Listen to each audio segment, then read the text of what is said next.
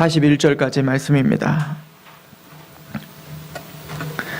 요한복음 19장 38절에서 41절까지 말씀입니다.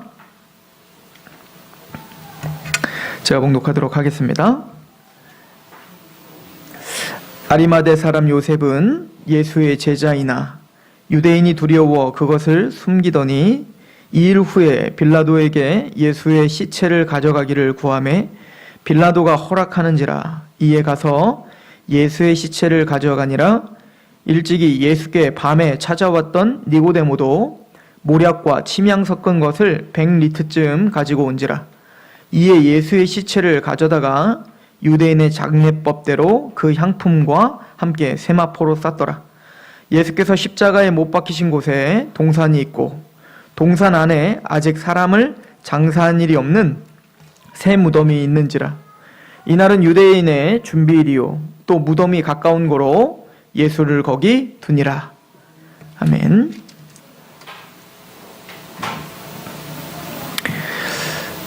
유대의 왕이시고 저와 여러분들을 또 심령이 가난한 자들을 지옥에서 천국으로 보내는 그런 능력의 구속을 완성하신, 그래서 십자가에서 다 이루었도다.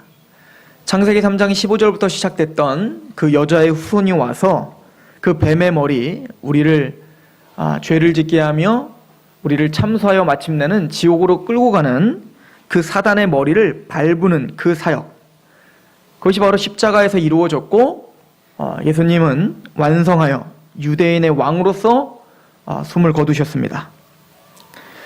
우리가 보통 장래는 이 사람의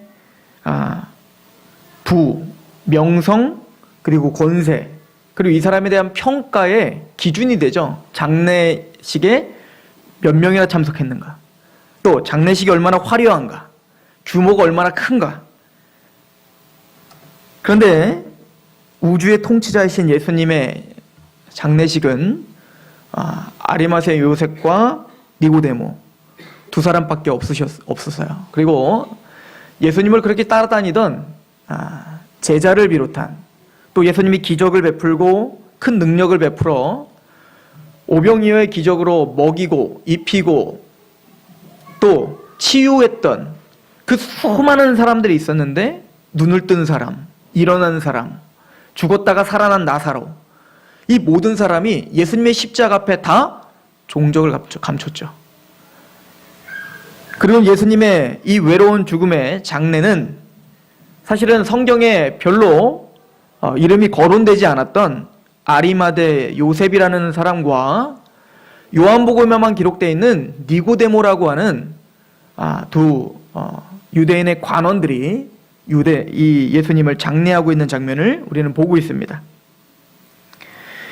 예수님은 인기가 많았습니다. 살아생전에 그분을 따라다니면 자신에게 육적인 유익이 너무나 컸기 때문에 재미도 있었고, 예수님을 따라다니면 먹을 것도 먹었고, 예수님을 따라다니면 흥미진진했기 때문에 수많은 유대인들이 예수님을 왕이라 칭하며 따라다녔지만, 막상 예수 그리스도가 진짜로 이 땅에 오신 목적인 십자가에 죽으셨을 땐 아무도 그에게 남지 않았다는 것이 우리에게 참 많은 메시지를 줍니다. 우리가 교회를 다니고 하나님의 자녀로 예수 그리스도를 믿고 있는 우리가 언제 예수님을 따르고 있는가? 고난 중에, 우리가 힘든 중에 우리는 예수 그리스도를 부인하고 예수 그리스도를 떠나기가 얼마나 쉬운 존재들인가를 한번 잠잠히 우리를 돌아보게 되는 장면입니다. 분명히 예수님은 제자들에게 마태복음 10장 28절에 파송을 하시면서 몸은 죽여도 영혼은 능히 죽이지 못하는 자들을 두려워하지 말고 오직 몸과 영혼을 능히 지옥에 멸하실 수 있는 이를 두려워하라. 사람을 두려워하지 말고 너의 주 여호와 하나님을 두려워하며 영적인 일에 관심을 갖고 육적인 거에 두려움을 갖지 말라라고 말하지만, 모든 사람들은 영혼을 능히 죽이지 못하는 사람들이 두려웠던 거죠. 영혼을 능히 죽일 수 없는 돈이 더 좋아 보였고, 내 영혼에는 전혀 도움이 되지 않는 세상의 부귀영화가 훨씬 더 매력적으로 보였던 게죠. 이 많은 무리들 앞에 우리가 어떻게 나는 다릅니까? 라고 이야기할 수 있겠습니까? 아니, 예수님을 따라다녔던 베드로조차도, 후제자라고 말했던 베드로조차도 예수님을 3번이나 부인하고 지금 이 중요한 시점에 유대의 왕이 돌아가시고 자기의 스승이 돌아가신 그 시점에 도망갔지 않습니까? 예수님은 그 시몬 베드로가 도망갈 것을 미리 아시고 이렇게 말씀하셨죠? 누가복음 22장 32절에 시몬아 시몬아 보라 사탄이 너희를 밀가부르듯 하려고 요구하였으나 그러나 내가 너를 위하여 내 믿음이 떨어지지 않기를 기도하였노니 너는 돌이킨 후에 내 형제를 굳게 하라. 하나님의 은혜가 여기 있습니다. 저와 여러분들이 베드로처럼 또 이 많은 무리들처럼 고난과 고통 속에 예수 그리스도를 부인할 수밖에 없는 연약한 자들임을 이 시간 고백하는 저와 여러분들이, 하나님은 그럼에도 불구하고 예수 그리스도의 자녀된 저와 여러분들을 사탄이 끊임없이 우리를 청구하고 우리를 넘어뜨리려고 하고 마침내는 지옥으로 끌고 가려고 했지만, 주님은 3번이나 부인했던 베드로를 위해서 믿음이 떨어지지 않기 위해 기도하셨다. 중보하셨다. 그리고는 그 목적을 너는 돌이킨 후에 내 형제를 굳게 하라. 우리의 연약함을 알고 좀 깨닫고 나처럼 연약하여 믿음 없는 것처럼 행동하는 자들을 비판하고 그들을 정죄하는 데 쓰지 말고, 너희들이 이 은혜를 받은 자라면 그들을 돌이킨 후에 이 하나님 내가 죄송합니다. 하나님 내가 또 오늘 주님이 불의했습니다. 그럼에도 불구하고 나에게 은혜를 주셔서 구원의 영광에 떨어지지 않는 그런 은혜를 주셨습니다를 깨달았다면 돌이킨 후에 너와 같이 넘어진 자를 일으켜 세우라고 하는 거지, 정죄하라고 우리에게 이런 은혜를 주신 것이 아니라고 말하고 있죠. 보잘것없는 인간의 신념을 하나님이 부시기를 원하는 것 같아요. 저는 절대 떠나지 않습니다. 무슨 일이 있어도 예수님을 부인하지 않습니다. 라고 하는 그 알량한 신념이 얼마나 헛된 것이고 얼마나 연약한 것인가. 성령님이 우리의 믿음을 지켜주지 않는다면, 주님께서 우리의 믿음의 주인이 되셔서 우리의 믿음을 붙잡아주지 않는다면 우리는 지금 당장이라도 지옥불에 던져줘야 될 사람이라는 것을 매 순간 깨닫고 겸손해지는 것, 그게 바로 주님이 저와 여러분들에게 요구하시는 것 같습니다. 그런데 오늘 본문에 보면 화려하지는 않았죠. 예수님의 공생의 기간 동안 화려하지는 않았지만 묵묵히 예수님의 십자가 바로 밑에까지, 그리고 예수님의 장례까지 묵묵히 따르던 자들이 있었다는 것을 우린 발견하게 돼요. 마가복음 15장 43절에도 보면 아리마대 사람 요셉이 와서 당돌이 빌라도에게 들어가 예수의 시체를 달라 하니 이 사람은 존경받는 공회원이요 하나님의 나라를 기다리는 자라.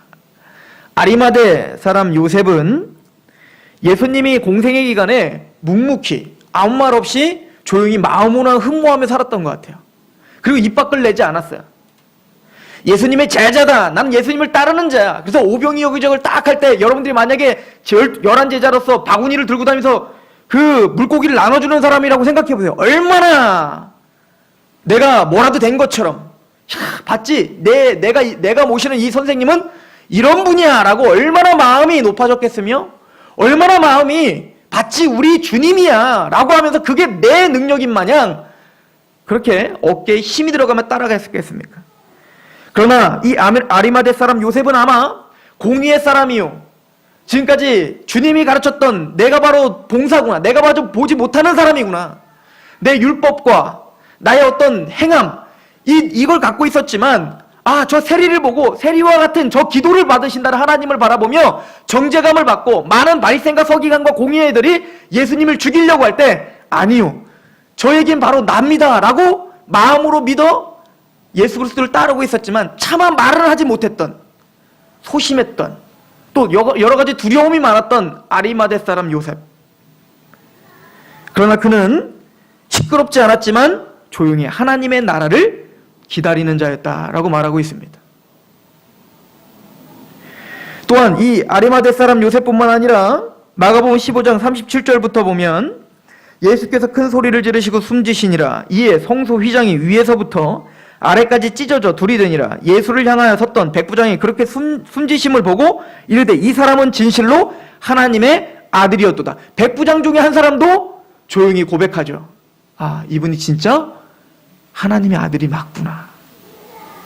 또한 40절에 멀리서 바라보는 여자들도 있었는데 그 중에 막달라 마리아와 또 작은 야고보와 요셉의 어머니 마리아와 또 살로메가 있었으니 이들은 예수께서 갈릴리에 계실 때에 따르며 섬기던 자들이요 또 이 외에 예수와 함께 예루살렘에 올라온 여자들도 많이 있더라. 이름은 밝혀지지 않았지만 예수님을 묵묵히 따라다니던 여자 제자들이 있었던 거예요. 성경엔 기록이 없습니다. 그의 이름은 없어졌어요. 기록이 되어 있지 않습니다. 그러나 그 십자가 앞에 모든 제자들이 다 도망갔어요. 그러나 묵묵히 예수 그리스도의 십자가를 바라봤던 자가 있더라는 겁니다. 저는 이 구절을 묵상하면서 우리에게 하나님이 믿음이 뭔가, 충성이 뭔가를 가르치는 것 같지 않습니까? 베드로를 보십시오. 난 절대 주님을 떠나지 않습니다. 난 주님을 위해서 목숨을 버리겠습니다. 그런 말이 믿음이 아닙니다. 유다를 보십시오. 내가 주님을 따라 마침내는 혁명을 일으켜서 로마를 무르치는 그런 어마어마한 사역의 일꾼이 되겠습니다. 그는 예수님을 배신했습니다. 요한과 야고보를 보십시오. 주님의 나라가 임할 때 내가 한 자리씩 깨어차 내가 하나님의 큰 일을 하겠습니다. 기둥과 같은 역할을 하겠습니다. 그들도 흔적 없이 사라졌습니다. 그러나 아리마대 사람 요셉과 이름 모를 여인들과 마리아는 예수님의 십자가 앞에 눈물을 흘리며 끝까지 주님이 가는 길을 따라가고 있었음을 보고 있어요. 그리고 또 아리마대 사람 요셉과 니고데모가 장례를 치르고 난 다음에 그 무덤가를 찾아오는 자들은 바로 그 마리아 여인들이었어요. 아무 생색을 내거나 우쭐해하거나 말하기 좋아하는 사람들이 아니었습니다. 믿음이란, 충성이란 묵묵히 하나님을 바라보는 거예요. 그리고 자기가 있어야 할 자리에 묵묵히 있는 겁니다. 감정에 치우친 게 아니죠. 자기의 혈기에 치우친 게 아닙니다. 많은 일을 하여야 하나님의 진짜 제자가 아닙니다. 저는 열왕기상 19장의 엘리야의 이야기를 통해 오늘 이 말씀과 연관이 되더라고요.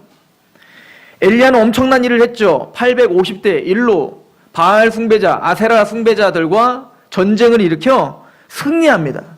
그들이 싹 다 하나님의 불에 다 타 죽는 하나님의 거룩함을 드러내는 어마어마한 사역을 하죠. 그리고는 이 엘리야는 너무나 기뻐서 바알 숭배했던 그 아합 왕과 그 이세벨 여왕이 갈고 있는 마차를 힘차게 달려서 그 마차를 앞질러서 보란듯이 달려갑니다. 뭐요? 기쁜 거죠. 기분이 좋죠. 이런 어마어마한 하나님의 역사를 일으켰으니 드디어 이제는 모든 자가 내 말을 들을 거야. 하나님의 말씀에 순복할 거야. 그런데 하나님의 말씀은 달랐죠. 고난이 닥치기 시작합니다. 그런 엄청난 역사를 했는데도 불구하고 아합과 이세벨은 여전히 득세하여 엘리야를 죽이려고 합니다. 그때 엘리야는 모든 게 무너지죠. 내가 이런 엄청난 사역을 했는데, 내가 죽음을 각오하고 이런 엄청난 헌신을 했는데 그 결과가 뭐냐는 거예요. 그리고 하나님께 말합니다. 저를 죽여주십시오. 제가 살 이유가 없습니다. 자포자기죠. 허무함이 생긴 겁니다.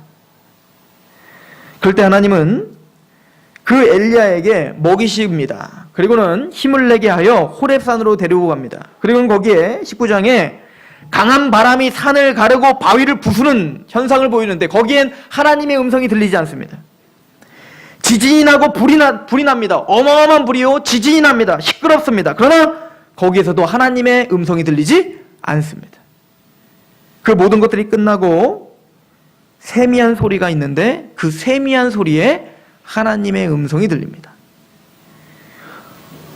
너 혼자 특심하여 나만 남았다라고 말을 하고 있느냐? 하나님은 아무것도, 당신은 한 것이 없습니다. 나만 특심했지. 하나님은 도대체 내가 이렇게 헌신할 동안 그 아합과 이세벨도 정복하지 못하고 도대체 이게 뭡니까? 너는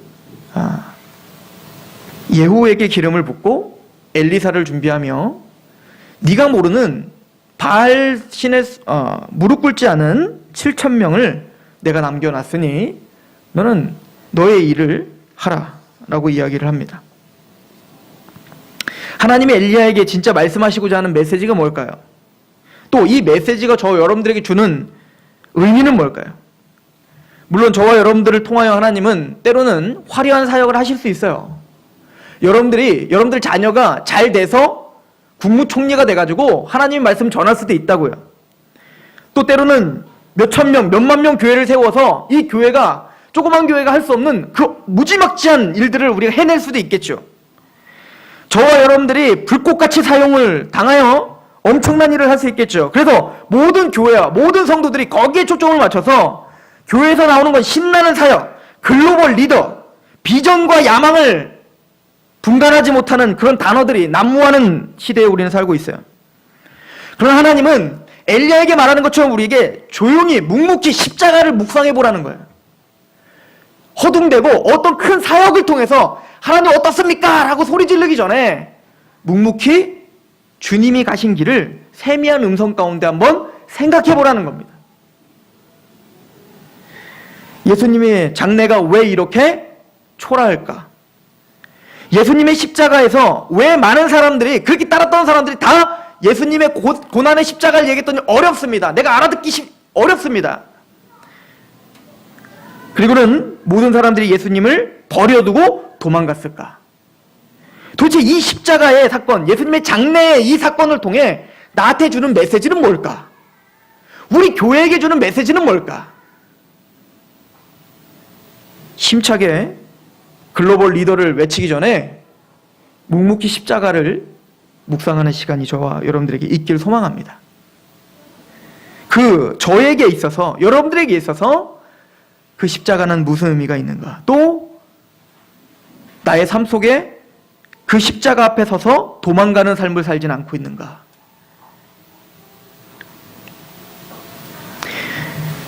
평소에는 소심할 수 있었고 두려워할 수 있는 성도들이었지만 그 성도들 중에 예수님의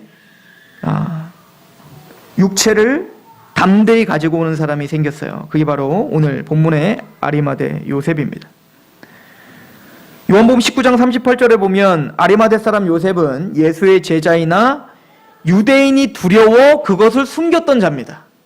예수님을 믿고 있었지만 평소에는 너무너무 두려워서 말하기가 싫었던 거예요. 왜요? 공의의 사람인데, 존경받는 공의의 사람인데 난 예수님을 따르는 자입니다. 그러면 그것 때문에 받을 핍박들이 너무 두려워서 숨겼던 거예요. 때론 저와 여러분들이 예수님을 섬기는데 그럴 수 있죠. 나는 그럴 수 없습니다. 아니요. 그럴 수 있습니다. 다 그럴 수 있어요. 우린 연약하기 때문에 그렇습니다. 그러나 믿음이란 성장하는 것이고 또 이렇게 두려울 수 있었던 사람이지만 하나님은 고난과 고통과 위기를 통하여서 평소에는 평범할 때는 아무런 믿음이 없었던 사람인 듯 보였으나 그 사람이 진짜 믿음의 소유자라는 것을 하나님이 증명해 내실 때가 오더라는 거예요. 또 베드로와 야고보와 그 많은 제자들이 진짜 예수님을 미친 듯이 따라다니는 열성분자인 것처럼 보였으나 위기가 닥치니까 도망가는 걸 보이더라는 거예요. 그리고 하나님 우리에게 보여주신 겁니다. 어떤 게 진짜 신앙이니? 마가복음 15장 43절에 아리마대 사람 요셉이 와서 당돌이 빌라도에게 들어가 예수의 시체를 달라 하니, 그 예수님이 십자가에 죽으신 걸 보고 그 십자가를 깨달은 이 아리마대 사람 요셉은 담대함이 생긴 거예요. 막상 위기가 닥치니까 이 요셉은 반대로 십자가 앞에 담대함이 생기더라는 거예요.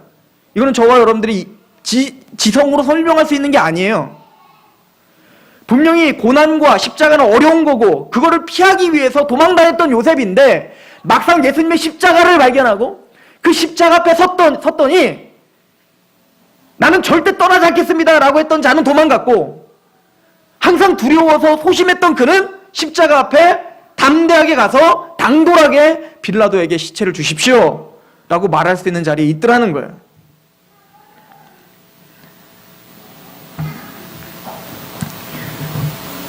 우리 교회가 그런 모습이길 소망해요. 우리 교회가 평범하고 능력이 없어 보이고 작아요. 그러나 십자가 앞에서만큼은 담대해지는 성도가 되길 원하고, 그 십자가 앞에서는 당돌해지는 교회가 되길 소망합니다. 이게 우리의 기도의 제목이 돼야 돼요. 그리고 오늘 주인공 한 명이 더 나오죠. 바로 니고데모입니다. 여러분들은 니고데모를 잘 알고 계시죠? 여러분들이 이 요한복음을 읽어보시면 아시겠지만 요한복음은 둘로 딱 나눠져서 설명을 합니다. 빛과 어둠, 그리고 그 빛에 속한 사람들과 어둠에 속한 사람들. 요한복음 1장 5절 빛이 어둠에 비추되 어둠이 깨닫지 못하더라. 어두움에 속한 자들은 절대 그 빛을 깨닫지 못한다. 요한복음 3장 2절 그가 밤에 예수께 와서 이르되 라삐여 우리가 당신은 하나님께로부터 오신 선생인 줄 아나이다. 하나님이 함께 하시지 않으면 당신이 행하시는 이 표적을 아무도 할 수 없습니다. 즉 니고데모는 처음에 찾아왔을 때 밤에 속한 사람이었음을 고백하고 있죠. 밤에 찾아온단 말이에요. 이걸 의도적으로 요한 사도는 이걸 계속 지적해요. 오늘 본문에도 보세요. 밤에 예수님을 찾아왔던 니고데모가 장례를 치렀다라고 하죠. 즉 니고데모는 그 깨닫지 못했던 밤의 사람이었다는 거예요. 니고데모는 공의회였고 바리새인이었어. 성경을 달달달 외웠고 성경대로 행했던 사람이지만 그것과 밤의 사람과 빛의 사람은 상관없다는 거예요. 우리가 성경을 얼마나 많이 알고 우리가 얼마나 많은 헌신을 했고 얼마나 화려한 사역을 했는지 내 지위가 뭔지 내가 교회에서 어떤 직분을 가졌는지 그거는 밤의 사람인지 어둠의 사람인지 전혀 상관이 없다는 거예요. 오직 빛의 사람은 거듭나야 볼 수 있다라고 이야기하시죠. 그리고는 니고데모에게 이렇게 말합니다. 요한복음 3장 19절 그 정죄는 이것이니 곧 빛이 세상에 왔으되 사람들이 자기 행위가 악함으로 빛보다 어두움을 더 사랑한 것이니라. 악을 행하는 자마다 빛을 미워하여 빛으로 오지 아니하나니 이는 그 행위가 드러날까 하며 진리를 따르는 자는 빛으로 오나니 이는 그 행위가 하나님 안에서 행한 것임을 나타내려 하십니다. 예수님의 그 진리 십자가를 제대로 묵상하고 십자가를 쫓는 사람들, 이 사람들은 빛에 속한 사람들이요, 하나님을 난 따릅니다. 난 제자입니다. 나는 기적을 체험했습니다. 오병이요 기적이 너무 좋습니다. 하나님 와 우리의 왕이 되주십시오. 아무리 하나님을 찬양한 듯하지만 그 십자가를 이해하지 못하고 주님의 그 구속사역을 이해하지 못하는 자는 어두움에 속해 있는 사람들이라는 거예요. 그 결론을 예수님의 십자가의 죽음 앞에서 갈라지게 한 거죠. 빛의 사람인 듯 보였으나 떠난 사람들과 빛의 사람이 아닌 어둠 가운데 있는 듯 했으나 빛의 사람인 사람들. 요한복음 8장 12절에 예수께서 또 말씀하여 이르시되 나는 세상의 빛이니 나를 따르는 자는 어두움에 다니지 아니하고 생명의 빛을 얻으리라.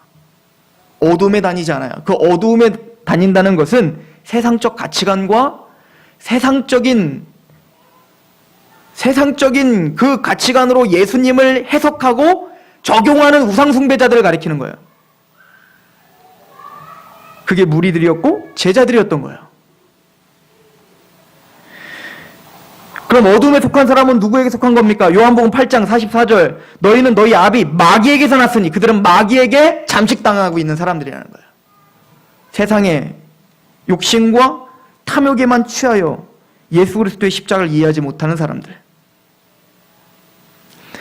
예수님은 그래서 요한복음 9장 39절에 예수께서 이르시되 내가 심판하러 이 세상에 왔으니 보지 못하는 자들은 보게 하고 보는 자들은 맹인이 되게 하려 함이라 하시니 바리새인 중에 예수와 함께 있던 자들이 이 말씀을 듣고 이르되 우리도 맹인인가? 예수께서 이르시되 너희가 맹인이 되었더라면 죄가 없으려니와 본다고 하니 너희가 죄가 그대로 있느니라. 그래서 착각하는 사람들, 내가 세상에서 쌓아놓은 그 명성, 율법, 행함, 인격, 도덕, 윤리 이 모든 것이 행했으니 나는 탁월한 자고 철학자고 보는 사람이라고 착각하는 사람들, 자신의 죄를 인정하지 못하는 사람들, 그 사람들이 맹인이고 어둠 가운데 있는 자들이며 보는 사람과 빛에 있는 사람은 거듭나서 내가 죄인인 걸 깨닫고 애통하며 십자가 앞에 내가 죄인이로서로이다 라고 부르짖을 수 있는 사람들, 그게 바로 빛에 속한 사람이라 이야기하고 있는 겁니다.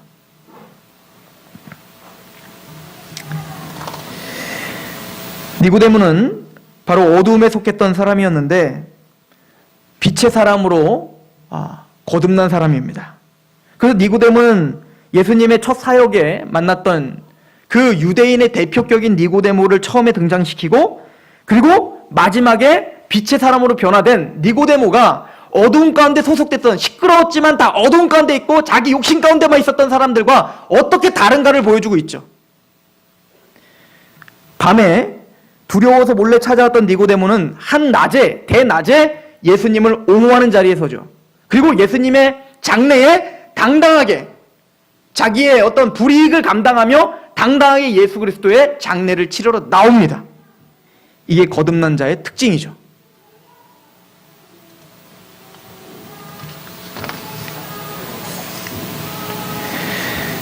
그 반대 사람이 성경에 기록되어 있죠. 요한복음 13장에 보면 유다가 성찬식에서 나를 팔 자가 여기 있다. 그리고는 유다에게 떡을 주고 유다가 그 떡을 먹고 나가요. 근데 그걸 뭐라고 표현되어 있는지 아십니까? 유다가 그 조각을 받고 곧 나가니 밤이더라. 무슨 얘기죠? 빛인 줄 알았더니 그는 밤으로 가는 자였다는 거야. 어두움으로 가는 자였다는 거야. 예수님을 따라다니는 제자인 줄 알았더니, 빛에 속한 자인 줄 알았더니 예수님의 십자가 앞에 서니 그는 그를 도망가고 배반하여 마침내는 예수를 팔아먹는 어둠에 속한 자였더라. 돈을 사랑하는 자였더라. 라고 고발하고 있는 거예요. 그래서 다른 복음서에는 유다를 강도라라고 표현하고 있죠. 도둑이라. 돈을 사랑하는 자. 이런 빛의 사람이었던 또 아리마대 사람 요셉의 오늘 기록에 중요한 기록을 하나 합니다. 뭐냐면 아리마대 이 요셉이 예수님의 육체를 가져다가 장사 지낸 곳 동산이라고 기록되어 있는데, 그 동산은 바로 아리마대 사람 요셉의 동산이에요. 그러니까 굉장히 부자였던 거예요. 큰 동산을 소유하고 있었던 부동산 부자였어요. 이 아리마대 사람 요셉이. 마가복음 27장 59절에 요셉이 시체를 가져다가 깨끗한 세마포를 싸서 바위 속에 판 자기 새 무덤에 넣고, 거기가 누구 거예요? 요셉 거예요. 아리마대 사람 요셉은 무덤, 죽음을 상징하고 더러움, 어두움을 상징하는 그 무덤에, 자신의 그 무덤에 예수 그리스도의 십자가를, 예수님의 그 죽음을 맞이한 겁니다. 자신의 있는 그 무덤 속에 예수 그리스도를 모셔드린 거예요. 그럴 때 그 죽음을 상징하는 무덤에는 이제는 예수 그리스도, 죽으신 예수 그리스도를 통하여 이제는 부활의 생명과 소망의 생명이 거기서 시작되더라는 거예요. 우리가 어두움의 사람이었던 우리에게 빛의 사람이 될 수 있는 이유는 우리 안에 있는 그 무덤에 바로 그 십자가와 함께 우리도 묻혀져야 된다는 걸 말하는 거죠. 갈라디아서 2장 20절에 내가 그리스도와 함께 십자가에 못 박혔나니 그런즉 이제는 내가 사는 것이 아니요 오직 내 안에 그리스도께서 사시는 것이라. 이제 내가 육체 가운데 사는 것은 나를 사랑하사 나를 위하여 자기 자신을 버리신 하나님의 아들을 믿는 믿음 안에서 사는 것이라. 아리마대 요셉이 자기의 무덤 중에, 그리고 새 무덤에, 아직 쓰지도 않았던 무덤에 예수 그리스도의 육체를 갖다 놓고 집에 돌아갔을 때 어떤 마음이었을까요? 하나님의 나라를 소망했던 그 아리마대 요셉에게는 정말 하나님의 나라가 이루어진 거죠. 죽으신 예수 그리스도를 통하여, 또 거기서 부활하신 예수 그리스도를 통하여. 그리고 계속 그 아리마대 그 요셉의 그 장소를 자꾸 동산 자꾸 이런 이야기를 해요. 동산이라고 하죠. 뭘 자꾸 염두에 두고 얘기하는 겁니까? 바로 우리가 하나님을 반역을 저지르고 강도와 같이 어둠에 속하여서 타락했던 그 에덴 동산이 이제는 새하늘과 새 땅이, 하나님의 나라가 온전히 회복되는 동산의 상징인 것처럼 죽어있던 그 무덤 안에 이젠 부활의 주인이신, 생명의 주인이신 예수님이 그곳에 거하기 시작했다는 겁니다. 에스겔서 31장에 재밌는 이야기 나오는데 하나님이 아수르에 대해서 심판을 명하시면서 이렇게 이야기를 합니다. 에스겔서 31장 8절 하나님의 동산의 백향목이 능히 그를 가리지 못하며 잣나무가 그 굵은 가지만 못하며 단풍나무가 그 가지는 가지만 못하며 하나님의 동산에 어떤 나무도 그 아름다운 모양과 같지 못하였도다. 내가 그 가지를 많게 하여 모양이 아름답게 하였더니 하나님의 동산 에덴에 있는 모든 나무가 다 시기하였느니라. 이 무슨 얘기죠? 아수르가 추구했던 동산은 하나님의 동산 에덴 동산보다 훨씬 더 화려하고 훨씬 더 번영이 넘치고 훨씬 더 복이 넘치는 것 같이 보이는 동산을 세웠다는 거예요. 또 그게 저와 여러분들이 추구하는 동산이죠. 하나님은 그게 바로 아담이 선악과를 따먹은 결과인 거예요. 그게 바로 죄라는 거죠. 그래서 하나님은 이렇게 평가합니다. 10절. 그러므로 주 여호와께서 이같이 말씀하셨느니라. 그의 키가 크고 꼭대기가 구름에 닿아서 높이 솟아났으므로 마음이 교만하였으며. 좀 바벨탑과 같다. 바벨탑과 같다. 주님은 그런 아수르에게 이렇게 명합니다. 에스겔 31장 14절. 이는 물가에 있는 모든 나무는 키가 크다고 교만하지 못하게 하며 그 꼭대기가 구름에 닿지 못하게 하며 또 물을 마시는 모든 나무가 스스로 높아 서지 못하게 하매니 그들을 다 죽음에 넘겨주어 사람들 가운데서 구덩이로 내려가는 자와 함께 지하로 내려가게 하였습니다. 그들을 다 죽일 것이다. 완전히 다 그 화려하게 보이는 번영의 상징인 그것에 취해 있는 그 동산을 부시겠다는 거예요. 우리 안에 그 동산을, 내가 소유하고 있는 그 동산을 하나님은 다 부시겠다는 겁니다. 그리고는 이스라엘을 회복시키고 다시 에덴 동산을 비유해서 이렇게 설명합니다. 에스겔 36장 35절. 사람이 이르기를 이 땅이 황폐하더니 이제는 에덴 동산같이 되었고 황량하고 적막하고 무너진 성읍들에 성벽과 주민이 있다 하리니 너희 사방에 남은 이방 사람이 다 여호와가 무너진 곳을 건축하며 황폐한 자리에 심은 줄을 알리라. 나 여호와가 말하였느니라. 무슨 얘기입니까? 교만했던 우리 인간이 스스로 쌓았던 모든 교만한 화려함들을 다 무너뜨리고 거기에 하나님이 세우신 에덴 동산이 다시 세워질 거야. 그 성취가 지금 여기에 이루어진 거예요. 예수님이 죽으심으로, 유대의 왕이 죽으심으로 그 인간의 손으로 지었던 교만의 동산이 무너지고 하나님, 예수 그리스도가 세우신 겸손과 하나님의 영광을 위해서 사는 동산이 세워지는 거예요.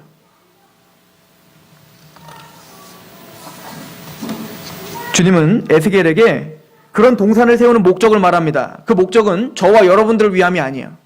하나님 자신을 위하심입니다.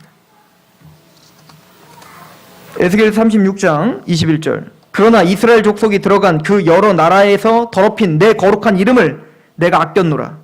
그러므로 너는 이스라엘 족속에게 이르기를 주 여호와께서 이같이 말씀하시기를 이스라엘 족속아 내가 이렇게 행함은 너희를 위함이 아니오 너희가 들어간 그 여러 나라에서 더럽힌 나의 거룩한 이름을 위함이라. 우리는 어두움에 속하여 자신의 동산을 쌓고자 하여 하나님의 이름을 더럽히며 살았다고요. 우리는 내 나라, 내 만족, 내 유익, 그 이기적인 것을 복이라 하며 살았다고요. 그런데 예수님이 우리 안에 십자가에 죽으신 예수님이 우리 안에 거하시고 내 안에 죽었다는 의미는 이제는 새로운 동산이 세워집니다. 어떤 동산입니까?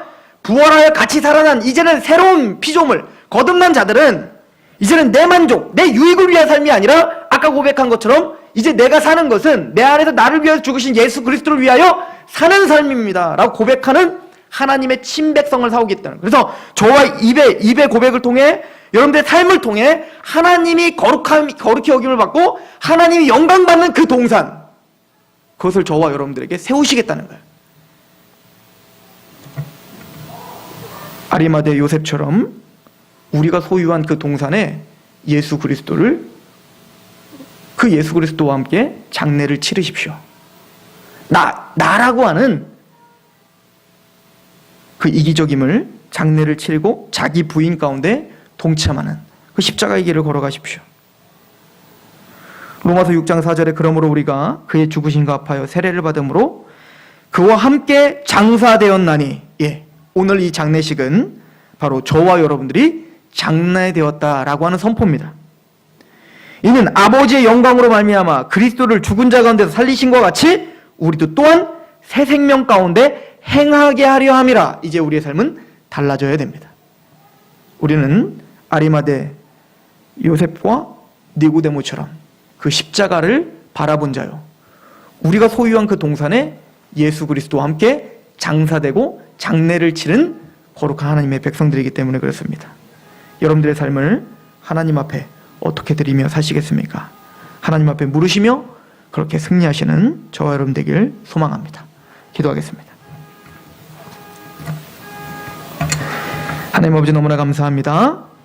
예수 그리스도의 십자가 앞에 우리가 섭니다. 우리가 평안할 때는 두려울 수 있고,